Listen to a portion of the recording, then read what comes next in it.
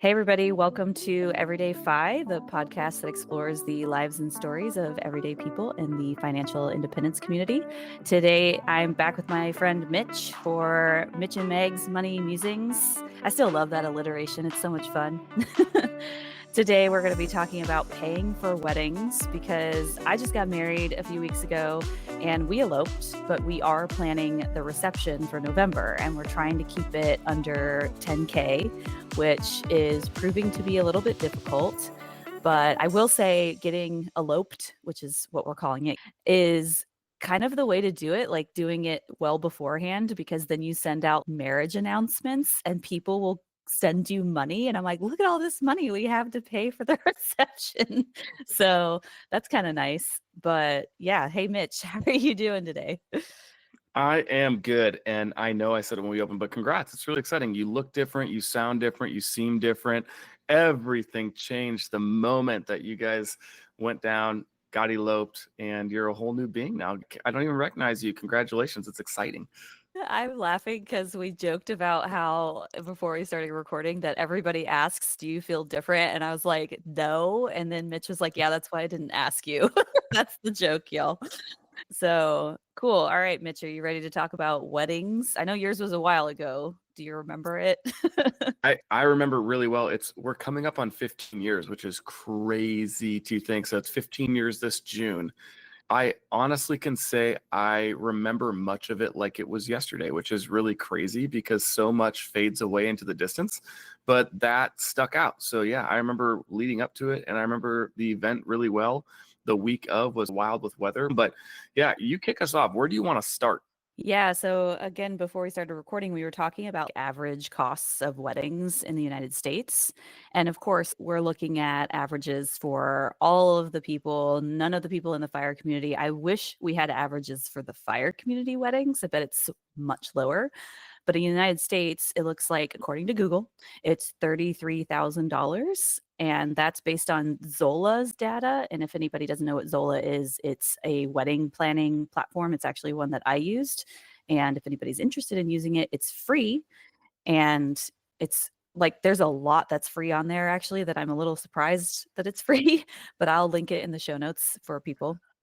But if you break it down by cost of each item, like venue is the biggest piece of it, right? And then you've got like your food. And to me, when I was looking at this, the venue actually wasn't that bad. It was the food because it's like $100 a head.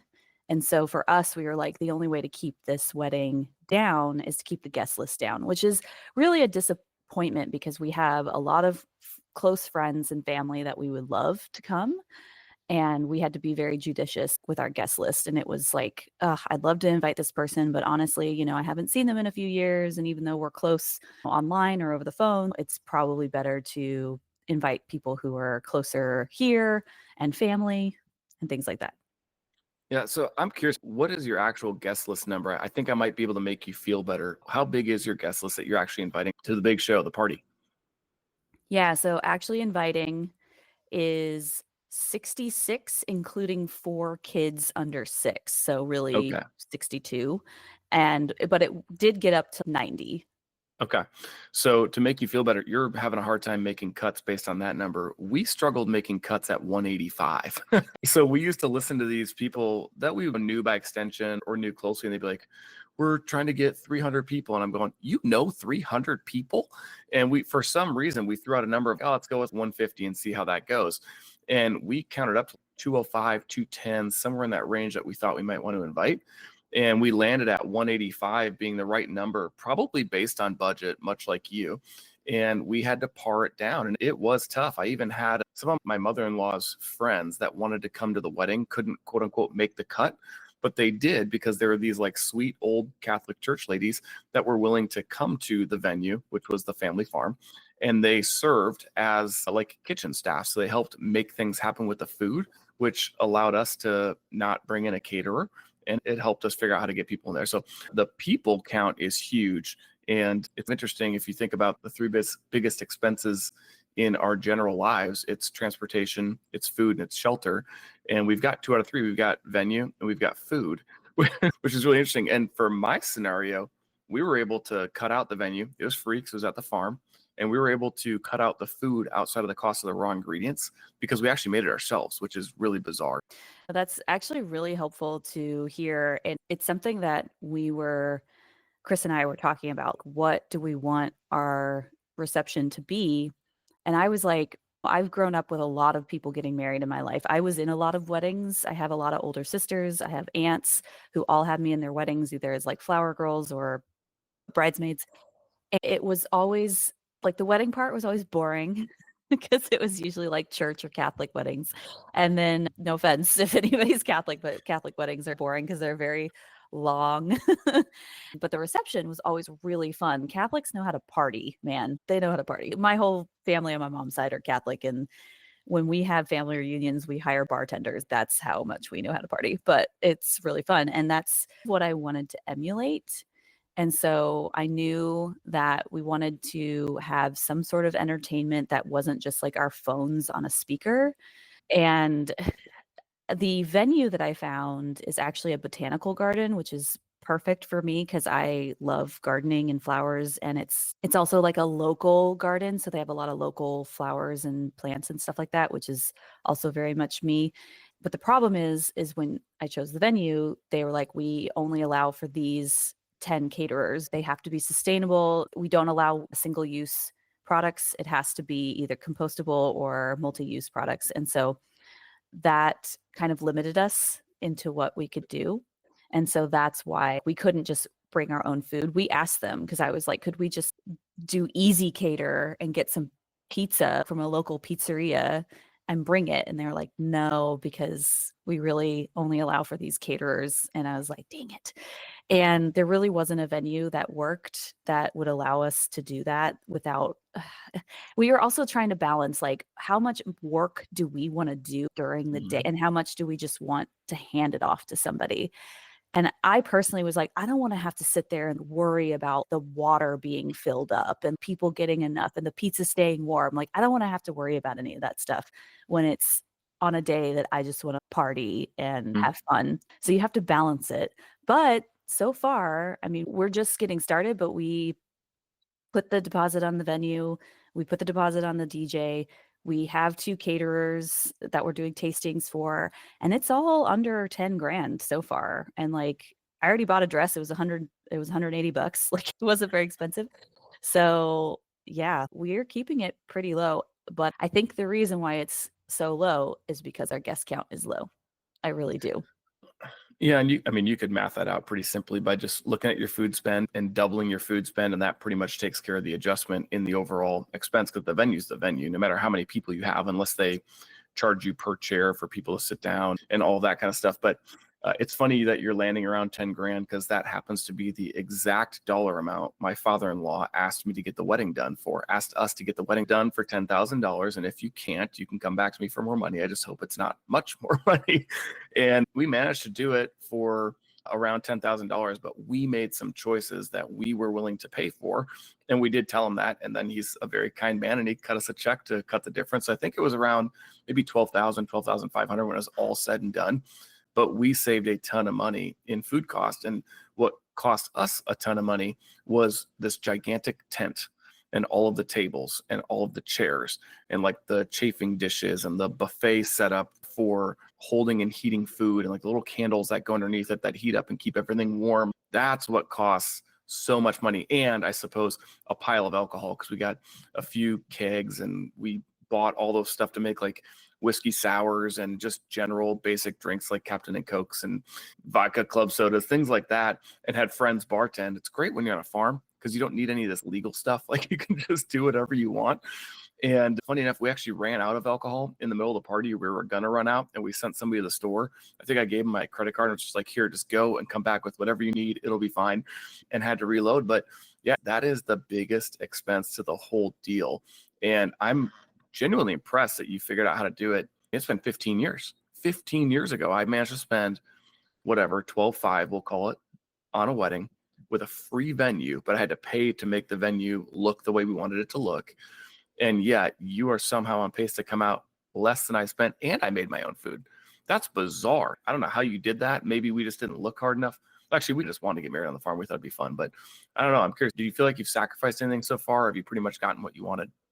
I don't really think I've sacrificed I think, like I said, the only thing I've sacrificed is the guest list. But I will say, when it came down to it, I'm very lucky. I have a really good friend, Ruthie, who she was like, "What do you want your wedding to be? Don't worry about hurting people's feelings, about inviting them.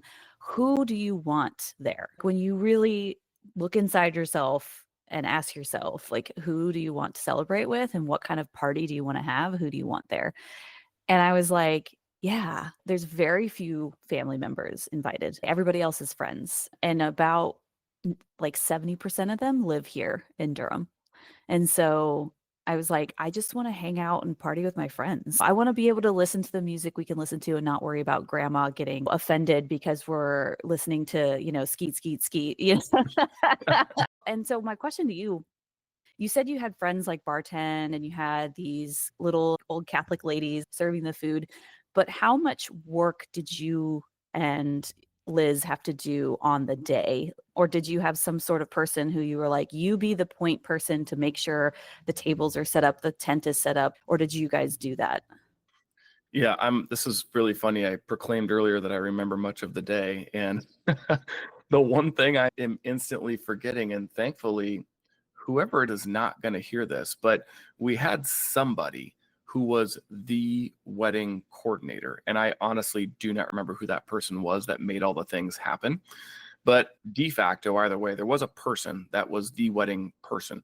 But de facto, my mother-in-law loves to organize and to ensure everything has a place. So it was more about leading up to the wedding. So it was really interesting. I was working and I didn't have a lot of PTO at the time. And so I worked all the way up until maybe the Thursday, and then the wedding was Saturday. So there was people that were down at the farm doing a lot of stuff to get it all ready Monday through Friday, but Mitch didn't show up until Thursday.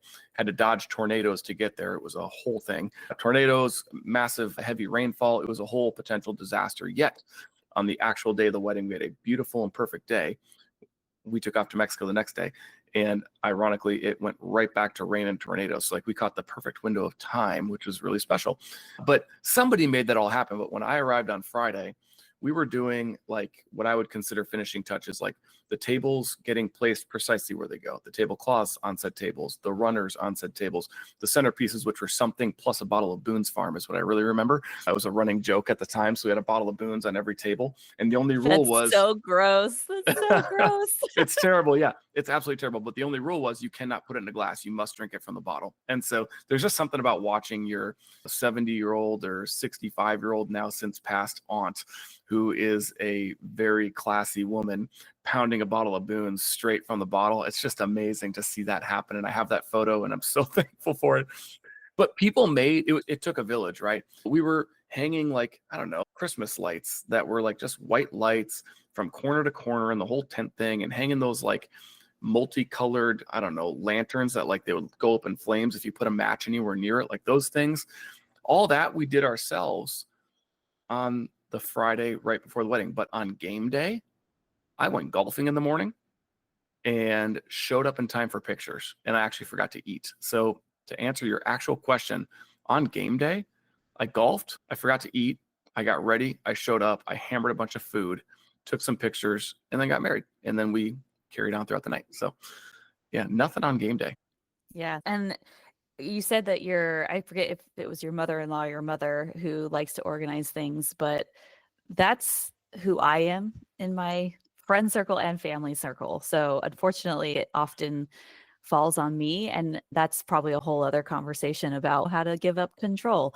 But but anyway, I think for us, what's going to be a little bit challenging is your venue was a family farm, so you could go anytime you want. But we have a very specific time slot that we Mm. rented. So I rented it from, I believe it's from 5 to 11 and from 5 to 6. That's the only window we have to set up. And we're going to have to do a lot of prep prior to and just bring everything there and put it out because the guests are going to be arriving at 6. And it might just be that I contact the venue and be like, can we just add an hour? They're not the kind of place that usually has much the same day. So I'm not going to be worried about it if we need to add an hour. I think adding an hour is like $50. It's not terrible. We're going to be doing all of it. I'm making all of the centerpieces and I'm actually having fun with it. I will say I'm going to do big ball jars and just put some candles in there, flowers from Trader Joe's, and it'll be like max $15 for the centerpiece. So that's going to be cheap. We already have lights we can string up. We don't even have to buy those. And then I can't really even think of anything else for decoration, to be honest. I'm like, I don't know about anything else. I think the caterer will probably be bringing the tablecloths, so I don't have to worry about that. And then the DJ has like lights that he's Hmm. going to use. And so I'm like, I don't really know if there's anything else I need to do. So a few episodes back, we talked about work life a little bit, and somehow we ended up in a mini coaching session about what could you delegate to others? What could you perhaps let go of? You've got a pretty good window of time between now and this party. It's like 7 or 8 months away or something, if I remember right.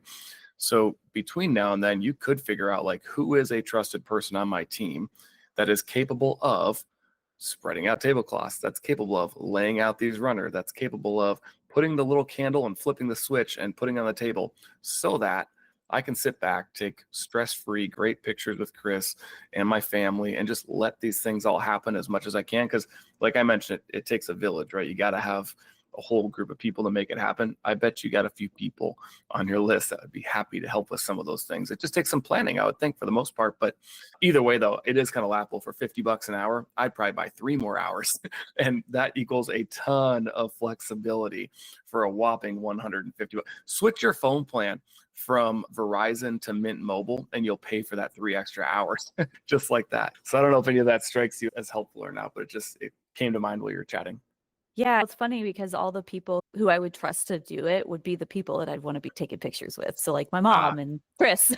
And I'm like, who? But no, that's a great exercise to do over this next few months and just think about, okay, is there somebody? And there's also like think outside the box, right? So TaskRabbit actually has a way that you can hire a personal assistant, or I think they even have like party, like event staff type things. And I remember going on there and looking, just curious. I wonder if there could be somebody on here who might have worked weddings before. Guess what? There was $20 an hour. I was like, what? That's nothing. So I thought, okay, maybe if this person still exists in November, I can hire her and she can be the one who coordinates everything so that I don't have to worry about it. And I can even tell her like, hey, I will give you cash. I'll hire you on TaskRabbit for an hour, but if you stay the whole time, I'll just give you cash. You don't even have to worry about TaskRabbit or any of that stuff. Something like that, because I feel like if it's a professional, then that's their job to do it. And I think what we're trying to not do is we have a lot of people in our friend group and family who are very talented. Chris's best friend, Mike, is a videographer and photographer, and he shoots beautiful videos, beautiful photos. And I was like, man, I wish he could be our videographer and photographer, but we don't want him to be working the whole time. That's not fun for him. And Chris was like, he would totally be fine doing that. And I'm like, I know, Chris, but like the whole time doing that, come on. But again, thinking outside the box, I was like, who else do we know who's good with a camera? And I was like, maybe it could be Mike for 1 hour, and then our friend Phil for another hour, and then maybe Chris himself for another hour because he's also a photographer. And then that's our photographer, because the photographer was one thing that I was like, I don't know if I want to pay for that because it's like $3,000. And then we also got a little camera that prints out pictures, like instant camera printout, that I was like, we can do that and have people just take pictures of themselves and then have these little instant pictures everywhere that might be fun to put in a book. So there's all these really interesting ideas that you can do on a budget that makes it still really great. And if after the fact all of the photos come out to be a little bit gnarly, honestly, that's okay because we got really good photos for our elopement. And if we're really that fussed about getting like professional staged photos, which neither of us are interested in that, we can do it later. yeah. You can just go to a studio and do that, right? So like we want the candid action, like somebody's spilling their drink on somebody, somebody's giving a speech and making a funny face. Like those are the kind of photos that we want to have. So it was like, yeah, let's have some friends do it. So as I'm listening to you talk about this, I find it super interesting. I know we want to migrate eventually here towards why do people spend so much money on weddings? Yet you and I had very different weddings with a similar underlying premise of do it for a certain amount of money. And what's crazy is my wedding for being on a farm, it was beautiful. It was as close to bougie as you're going to get for being on a farm. And you forgot that you were on a farm in some ways and you embraced its charm in others. And here you're talking about your method. We wanted some of those professional staged photos. We had the engagement ones, we had the actual ones on game day. That mattered to me. Doesn't offend me or bother me one bit that it doesn't matter to you. Yet we found what was most important to us and found a way to make it work within a number that was palatable, that we could all live with and feel comfortable with what we're doing, how we're spending, why we're spending. And I think I have my answer pre-baked and canned as to why I think people spend copious amounts of money on a wedding. But I'm curious if you're okay transitioning. Why do you think so many people do, especially right now as you're going through this process? You've already said it. The only thing you think you're missing out on is your guest list. Why do you think people spend so much money on their weddings?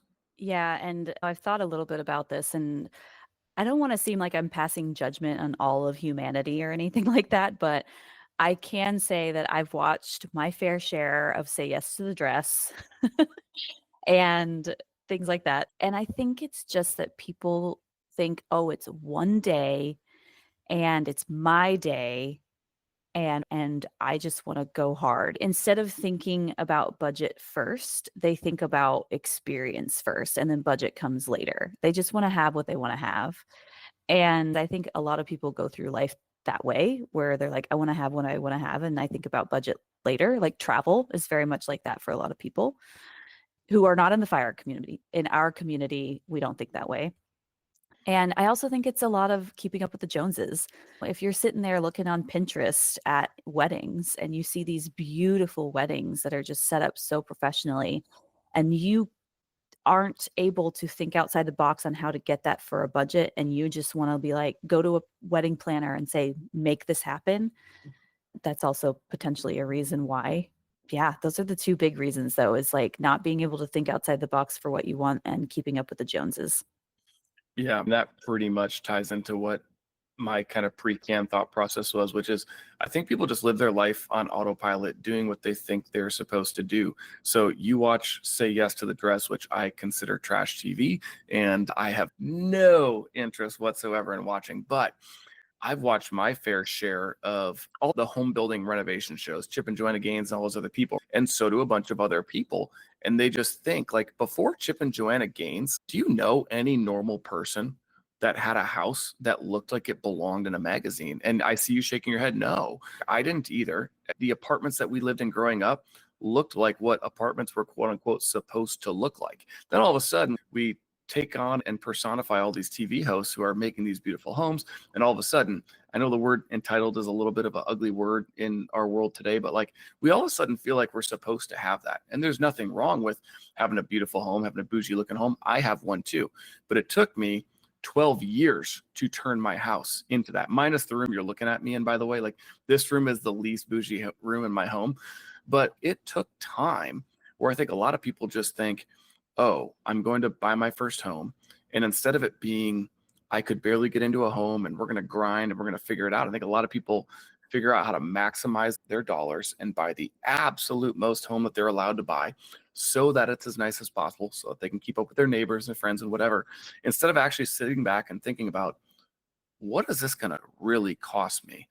What else could I have done with this money? But instead, I chose to pour it into this house. I think the same thing, that same mindset, this autopilot just happens of, like you said, scroll Pinterest, you scroll Instagram, whatever your thing is, you see all these things happening. And we don't know the story behind those photos. We don't know if those people went into debt for it, or if they have wealthy parents that paid for it, or if they have more money than we know that they have.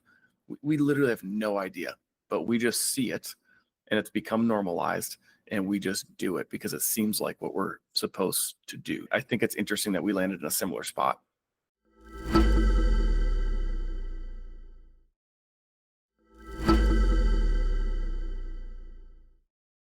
I think it's actually important to mention if people are using money from their parents to pay for their wedding, and then also family expectations. I want to say that there are some people who feel the need that they have to spend a lot on a wedding because of family expectations. Like in their family, every single cousin has to be invited. I know families like that. There's a Greek couple that I know who they literally had to invite everybody in their family. You just had to. It was cultural expectation.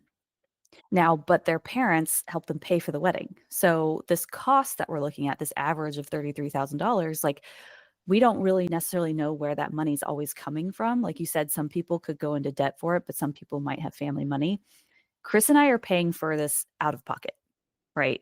Now, I did mention obviously like we got eloped and so people are sending us some money. That helps, but it's not enough to pay for the whole wedding. It's like maybe $2,000. And but so we're paying fully out of pocket. And it's not like we don't feel any sort of way about it. Our parents just don't have the means to do that for us. It's not something that was ever an expectation. Well, I'm almost 40. Like I don't expect somebody to pay for my wedding. I guess I just want to bring that up that like for people who have family who expect everybody to be invited, I can understand why you feel that pressure to spend on the lavish wedding because you don't know what you're going to hear for the rest of your life about that wedding if you quote unquote cheap out. Yeah, I think that's powerful. And it's something that I forget about because, by the way, if I think you're a little bit younger than me, so if you're almost 40, that means I'm more almost 40 and more I'm than you almost 38. 40. Yeah. Oh, I'm you are. 38. Okay. Yeah. I got married on my birthday. Oh, see, I'm about to roll into 39 in the Okay. next 60 days. Yeah. So I'm marginally closer. But as you were saying that and the different cultures, so I used to listen to Ramit Sethi's podcast a lot, and you would hear this subject on there a fair amount.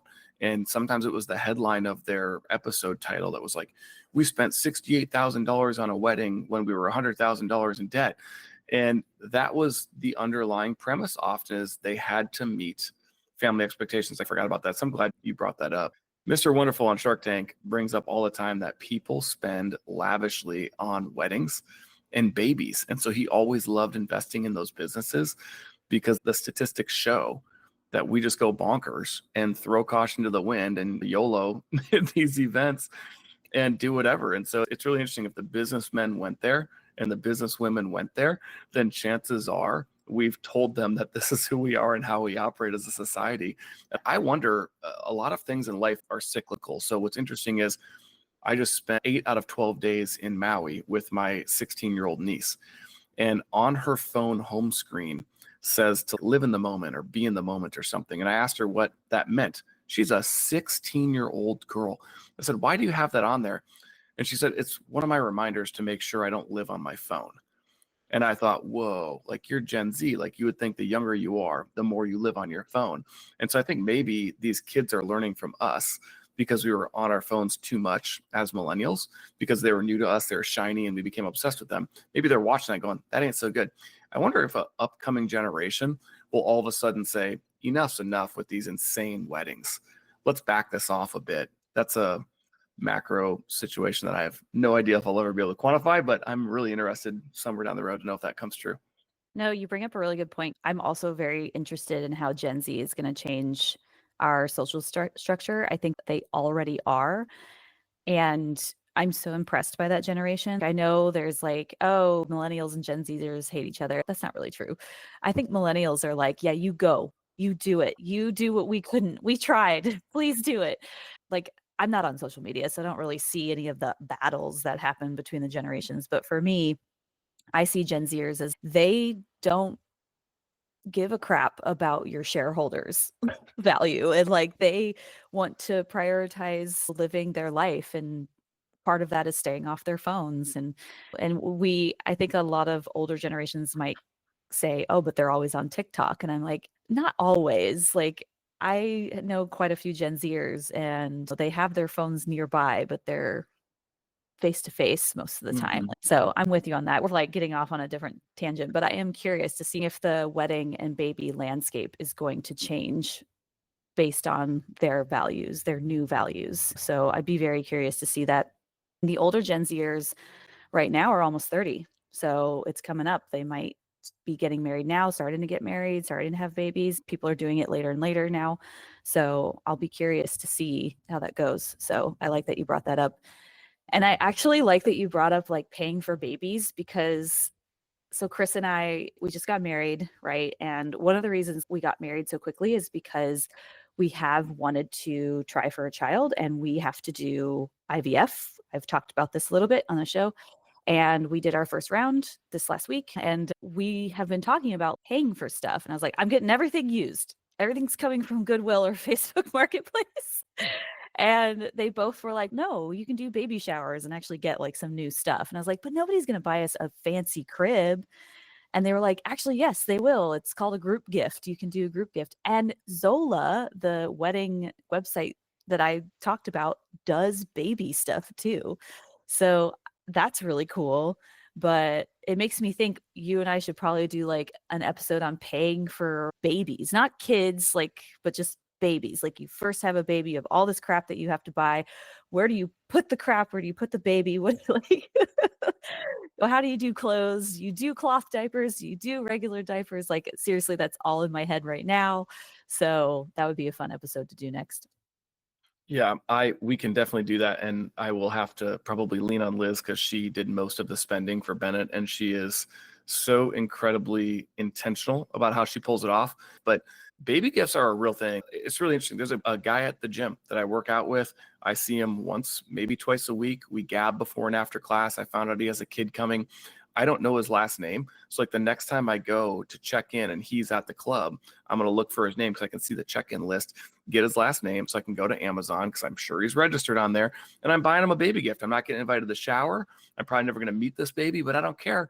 I just, we're baby crazy, generous people and want to give said gift. So certainly people will buy you really expensive stuff. It's bizarre, group gift or otherwise. This is back to weddings. When we registered for our wedding, we registered for like I don't know, a $90 set of knives or something. And one of my buddy's parents texted me and said, remove the crappy knives from your Target list. We bought you a much nicer set. And they handed us like a $400 set of knives or something because they didn't want us to get the cheaper ones from Target. So like, even when you think, oh, they would never buy us that, sometimes they'll surprise you and do a little bit more. And then also my uncle saw some crappy like end tables that we'd gotten on our list at Target. And he goes, oh, I can build those for you. Remove those from your list. You'll have some custom made. They'll look exactly the same. And he did. He downloaded their manual, got the precise measurements, made them exactly as designed, stained them by hand, polished them, and then underneath, because he's a woodworker, he has a branding thing. So they're stamped with his burn-in that my uncle made them. And we still have them today. It's really cool stuff. People will shock you as it shows up. And by the way, you better be on Amazon. Eventually I'll figure it out and I will send you a gift. So just know. Oh, that's really sweet. So the cool thing about Zola is they also have registries on there. And so what I did for the wedding announcements is we put all our elopement photos on the Zola website. So you could make a couple's wedding website on there for free. It's so cool. You don't have a lot of control. Like you kind of have to use whatever they give you, but you can add photos and stuff. And so I just, on the announcements, I say, go see the photos here. But there's also the registry on there as well. Now we say nothing about getting us gifts. Like we have not said that at all. We don't expect it. But if people want to, they can. But they're all cash gifts because like I said, being 38 years old, we don't need stuff. We have too much stuff. We are good on stuff. And so they're all group cash gifts. So it's like honeymoon fund, baby fund. We have a couple charities in there. And then we have cool things like buy a dinner and a movie for two, buy museum tickets, buy concert tickets. And it's still just cash. Like you're not actually buying a concert ticket, but it's like cash towards doing that. We plan to make sure that money is used for that specific thing if people go through Zola and pay for it, give us money that way. That's how we're doing it. And I really like that because we've got knives. They're fine. Like we don't need more knives. It would be cool to have furniture built by a family. I love that story that you just told because you not only get what you wanted, but now it's a family member built it for you. So it's so much more meaningful. They'll probably last longer and you can pass it on to your future generations and say, your uncle built this. And I just think that's so cool. And I would love that kind of gift. If somebody wanted to do that for us, we would be like, yes, you can give us that kind of stuff. You don't have to do this, but I'm just going to challenge you. Since these are your cash gifts, I just pictured you and Chris at the concert that you want to go to. And when you actually, like, somebody buys you that gift and then you go to the concert, I think you should do your best for any of those experience gifts to retake the exact same "We Got Hitched" picture that you sent me with like the rock forks out. Retake that exact picture at whatever those events are and send it to just the people that gave it to you to be like, thanks so much for the wedding gift. It's almost like a side-by-side, like a relive experience. I think that'd be pretty cool. Yeah, that is the difference between getting married at 39 and getting married at 24 is we were just buying our first house, setting it up. Interestingly, going back to my actual wedding week, so we had bought a short sale house and we were in the process. And the day before the wedding, we were up on a ladder hanging Christmas lights or something, and my phone rings and it was my realtor. And I looked at it confused. I'm like, why is she calling me? And I was like, oh, that's right, I'm buying a house today. And so I answer the phone and she goes, hey, Mitch, is Liz nearby? And I'm like, I have no idea where she is. What's up? And she's like, I just want to call and say congratulations. You guys own your house now. I was like, oh, would you look at that? All right, I got to go. I got to keep hanging up these Christmas lights. Goodbye. And I hung up on my dear realtor. But yeah, it was really bizarre because we had to sign over power of attorney and do everything. The money was sent, but we didn't get that first ceremonious go and sit down and sign all the stuff. She did it for us. And then we went on our honeymoon the next day. So we actually didn't see our new residence until 9 days after our wedding when we got back from Mexico. And that was one other random thing going on in the middle of our actual wedding event that's a little tangential, but we needed gifts to fill that house up. And that's just a whole different experience that we're covering different ends of the gamut here. We haven't even gotten to you're 50 and getting married for a second time, perhaps. Like, what a whole different world that you and I don't have an experience and hopefully never get an experience to cover. Yeah. So the house that you bought, I remember that story because I was just listening to the episode where you told me about that came out a month ago or a few weeks ago or whatever. And I was hoping you would bring it up because it was like, oh yeah, didn't you close on a house like the Friday before your wedding, which is so fun. Is that the house you're in now? No, that was our first house. So it was a short sale. We bought it in 2010. So we got like a $8,000 tax credit, if anybody remembers that whole thing going on.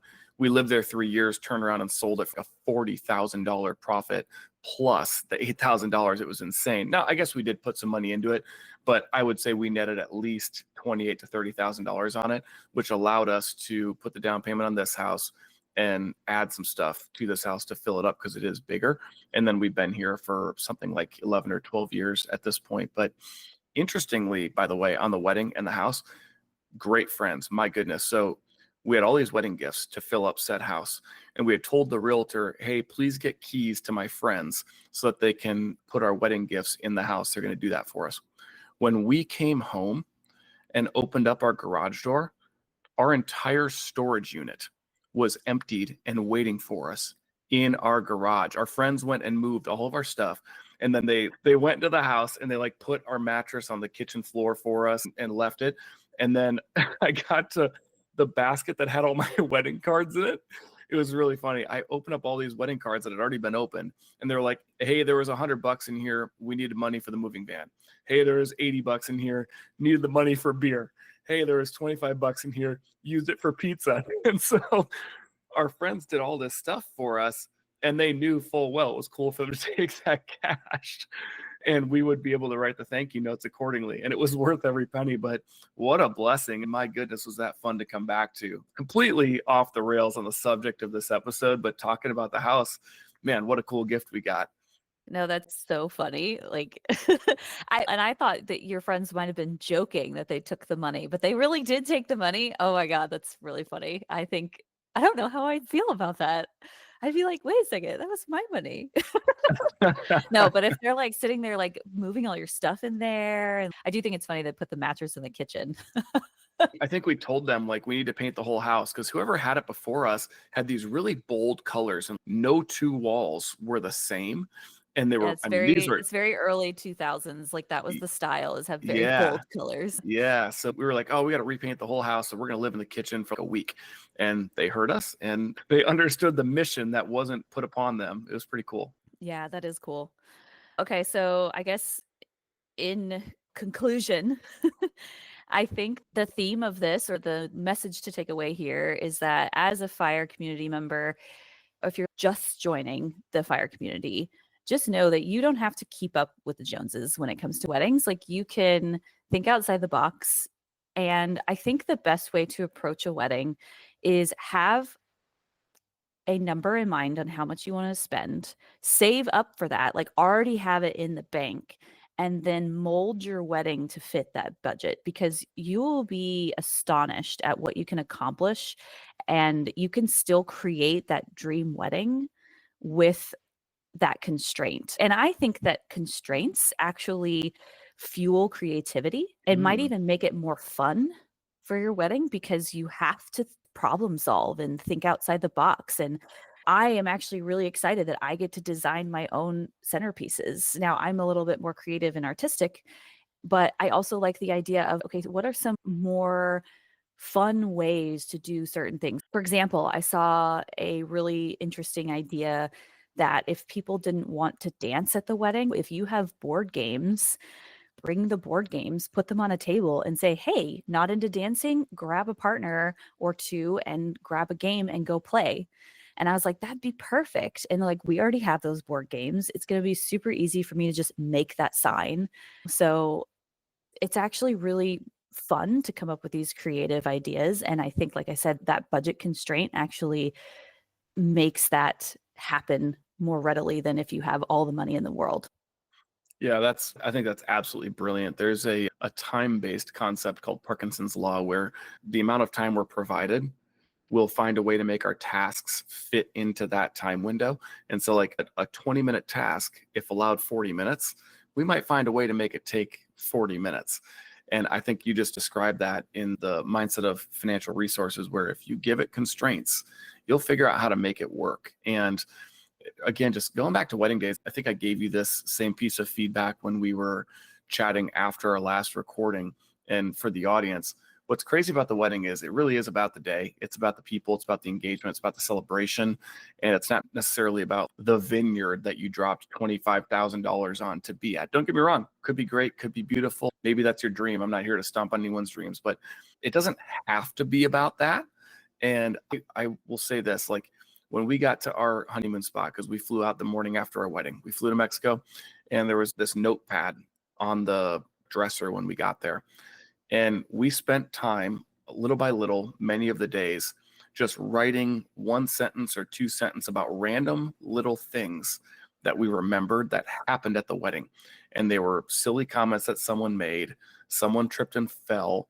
My aunt who was hammering Boone's farm, the song that came on that was awkward. Sarah fell over and slept in the bush, right? Like all these things that happened. That was really what the wedding was about. It wasn't necessarily about the food or the dollar amount spent. It was about that engagement, about that connection, about that community, and people getting together, having a heck of a party because they had an excuse to celebrate something. And that something was us getting married.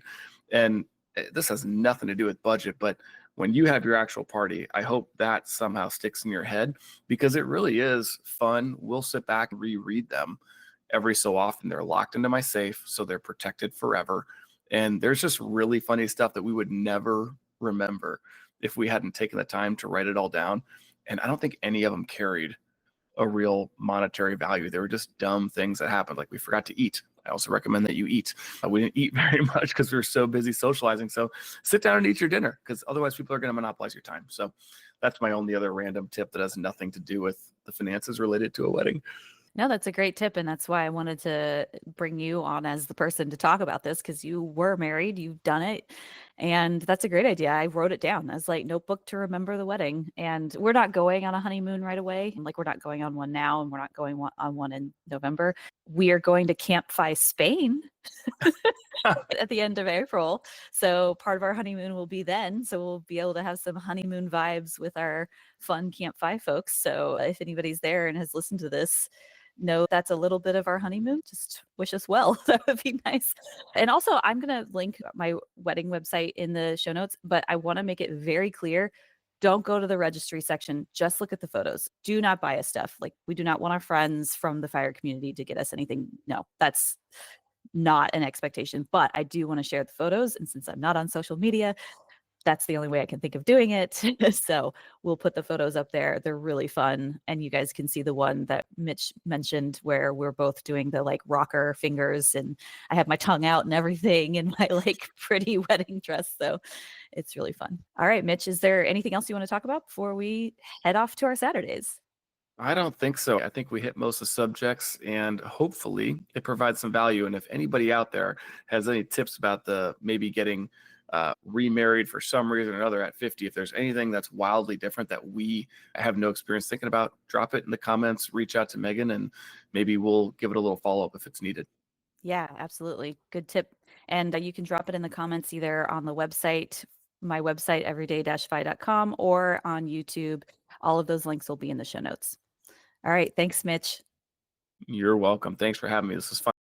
Thanks for listening to the EverydayFI podcast. If you're loving the show, here are some things you can do. Number 1, subscribe in your favorite podcast player and share the show with your friends and family. Number 2, please leave a review. I'm always looking for ways to improve the show. Number 3, check out my website, everyday-fi.com, where you can listen to all the episodes and leave comments for myself and the guest. Number 4, if you're interested in sharing your own financial independence story, you can find a submission form at everyday-fi.com/podcast. And finally, number 5, join my Patreon membership for only $5 a month at patreon.com/everydayfi podcast. This is a one-woman show, so every little bit counts. See you next time as we continue to go down the path to financial freedom.